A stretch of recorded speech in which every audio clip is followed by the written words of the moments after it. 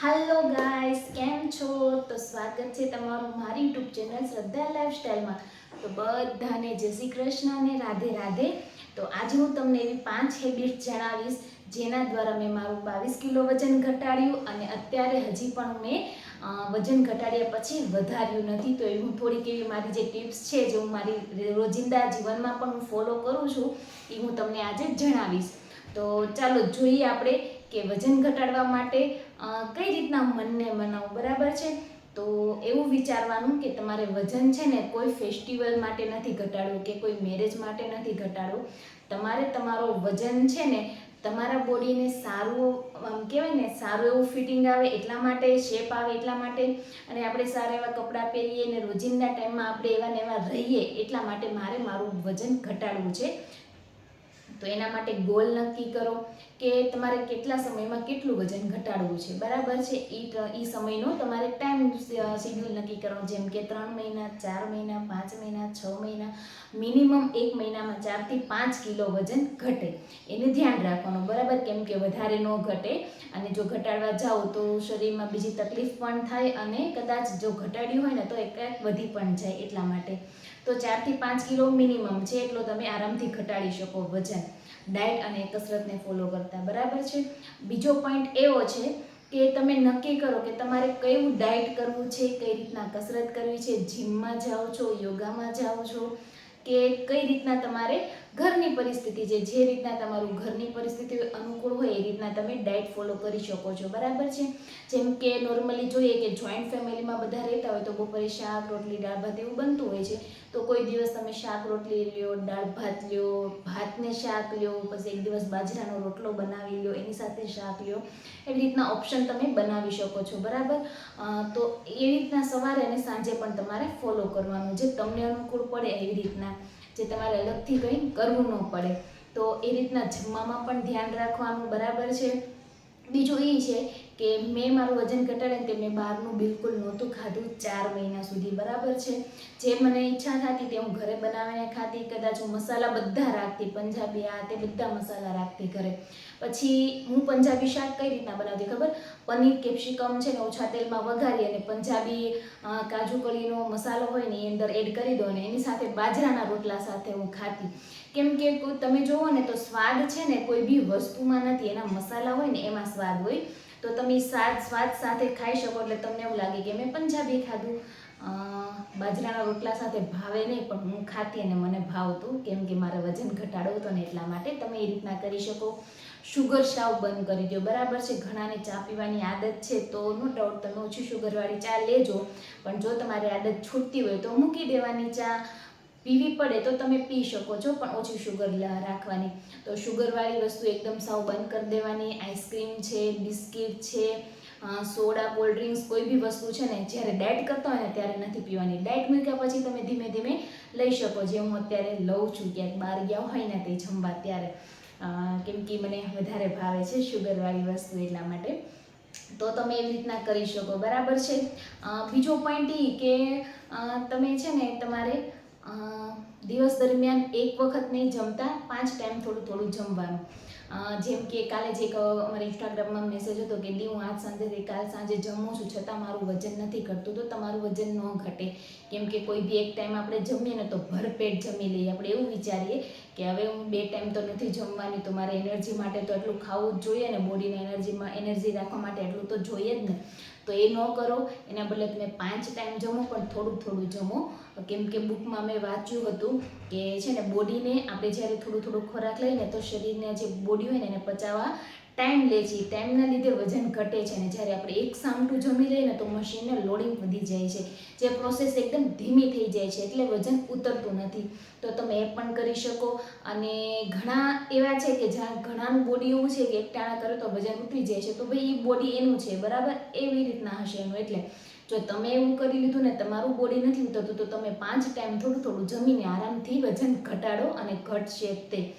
અને બીજું એ છે કે આપણે કહેવાય ને કસરત, કે ચાલવાનું છે, સૂર્ય નમસ્કાર છે, ગમે એવું યોગા છે, કસરતનો તમે ટાઈમ ફિક્સ કરો અને રોજ દિવસમાં એક વખત એને અનુસરો. ચાલવા જવાનું, યોગા કરવાનું બધું એવી રીતના અનુસરશો ને તો તમારું આરામથી વજન ઘટશે. કમ્પલસરી છે. તમારે જો વજન ઘટાડવું હોય તો ચાલવું પડશે, યા તો કસરત, યોગા એવું બધું, સૂર્ય નમસ્કાર એવું કરવું પડશે તમારા બોડીને શેપમાં લાવવા માટે. નકર નોર્મલી તમારું બોડી ઉતરી જશે અને જે ચરબી છે ને લબડી જશે, બરાબર. એને શેપમાં લાવવા માટે તમે આ હળવી કસરત જે ઘરે બેસીને કરી શકાય ને એવી બધી આપણે જીમવાળી તો હેવી વર્કઆઉટ તો નથી કરવાનું, નોર્મલી ચાલવાનું છે જેવું સારું ચલાય ને એવું, અને સૂર્ય નમસ્કાર કરવાના છે, યોગા કરવાના છે, જે અત્યારે યુટ્યુબ ચેનલમાં તમને જોવા મળે છે, જે મેં મારી ચેનલમાં પણ થોડાક એવા કસરતના વિડીયો મૂક્યા છે. હવે જો આગળ પોસિબલ હશે ને તો હું એક કલાક જેવો વિડીયો તમને સાથે શેર કરીશ કસરતનો, બરાબર છે. તો એ આ બધા પોઈન્ટ છે જે હું ડાયટ કરતી ને તે કન્ટિન્યુ કરતી, બરાબર છે. અને ટાઈમ ફિક્સ રાખવાનો, તમે જે ટાઈમ જમો ને એ ટાઈમે ફિક્સ રાખવાનો. કોઈ દી કામ તેમ હોય તો ચાલે, પણ રોજે રોજ તમારે જો જમવાનું જ હોય તો એ ટાઈમ તમારે ફિક્સ કરી લેવાનો, બરાબર છે. હવે પ્રશ્ન એ કે તમારો વજન ઘટ્યા પછી વધ્યો કેમ નથી, તો હું હજી પણ છે ને રોટલી બિલકુલ નથી ખાતી, અને હજી પણ હું છે ને રવાવાળી ચોખાવાળી વસ્તુ વધારે લઉં છું. ખીચડી છે, વઘારેલા ભાત છે, પુલાવ છે, એવું વધારે પહેલેથી મને ભાત વધારે ભાવે તો એ વસ્તુ હું વધારે ખાઉં છું. ઘઉં એકદમ ઓછા ખાઉં છું, વીકમાં એકાદ વખત રોટલી ખાતી હોય ને તો બહુ.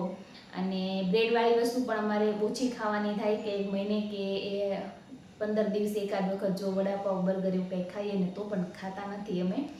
અને હું ટ્રાય એવી કરું કે જેમ કે મારે બહાર જમવા જવાનું હોય ને તો હું 2 ટાઈમ છે ને એકદમ હળવો ખોરાક લઉં, અને હળવો ખોરાક અને પછી સાંજે જમી લઉં. અને સાંજે જમ્યા પછી છે ને હું હળદરની ફાકી ચોક્કસ લઉં છું જ્યારે હેવી ખાઉં ને ત્યારે, કેમ કે મને ખબર નહીં પહેલેથી એવું છે કે જ્યારે હેવી ખવાઈ ગયું હોય ને ત્યારે ફાકી કે પેટ સાફ થઈ જાય ને તો બોડીને એકદમ રિલેક્સ થઈ જાય. અને હું આવું 1.5 વર્ષથી કરું છું કન્ટિન્યુ, અને મને કોઈ બી પ્રોબ્લેમ નથી ને મારો વજન અત્યારે કન્ટિન્યુ 60 કિલો બતાવે છે. 60-61 પીરિયડ્સ નજીક હોય ને ત્યારે 61 જેવું બતાવે, વળી પાછું પીરિયડ્સ પૂરા થઈ જાય ને એટલે મિનિમમ મારો 60 કિલો બતાવે છે વજન, બરાબર છે. તો હું આ વસ્તુ ફોલો કરું છું. અત્યારે ચોમાસાની સિઝન છે એટલે હું ચાલવા નથી જતી, નકર બાકી હું ચાલવા જાતી. અને ઘરે કહી શકાય ને નોર્મલી કસરતમાં તો ઘરે હું સૂર્ય નમસ્કાર કરું છું, કપાલભાતિ કરું છું, અને 2-3 થોડાક મને એવા આસન છે, પશ્ચિમ મોતાનાસન ને એવું બધું મને કરવું ગમે છે તો હું એ પણ કરું છું. થોડાક એવા આસન કરું છું, બહુ એવા બધા હેવી નહીં. તો આ વસ્તુ હું ફોલો કરું છું. અને એક યુટ્યુબમાં ચેનલ છે જય યોગ કરીને છે, જે એકદમ છે ને મસ્ત યોગા, બોડીને મને બહુ મજા આવે એવા બધા ડિફરન્ટ યોગ કરવાની, તો એ હું કરું છું. ડેઈલી તો નથી પણ વીકમાં 3 થી 4 વખત જરૂર કરું છું એને, તો તમે કરી શકો. અને બહુ મસ્ત છે, બોડી આમ એકદમ ફ્રી થઈ જાય છે કરવાથી, તો તમે એ કરી શકો. અને તમે મારું બોડી પણ જોઈ શકો છો. જો જે પહેલાં હતું મારું બોડી, એના તમે જોઈ શકો એકદમ કહેવાય ને 60 કિલો વજન ઘટાડો એટલે ઘણું કહેવાય. અને એની ઉપર હું અત્યારે કાયમ છું, 1.5-2 વર્ષ જેવું થવા આવ્યું, બરાબર. અને તમે પણ એવી રીતના ટ્રાય કરજો એટલે તમારું આરામથી છે ને વજન નહીં વધે મૂક્યા પછી. પણ થાય એવું કે આપણે છે ને મૂક્યા પછી બધું ખાઈ લઈએ, ધારું ખાવાનું જ છે બધું, ડાયટ મૂકો ને પછી તમારે બધું જમવાનું છે, પણ વીકમાં એક વખત એવું હેવી ખાવાનું રાખો. અને મેં કીધું ને 2 ટાઈમ હળવું ખાવાનું ને પછી ખાઈ લેવાનું સાંજે.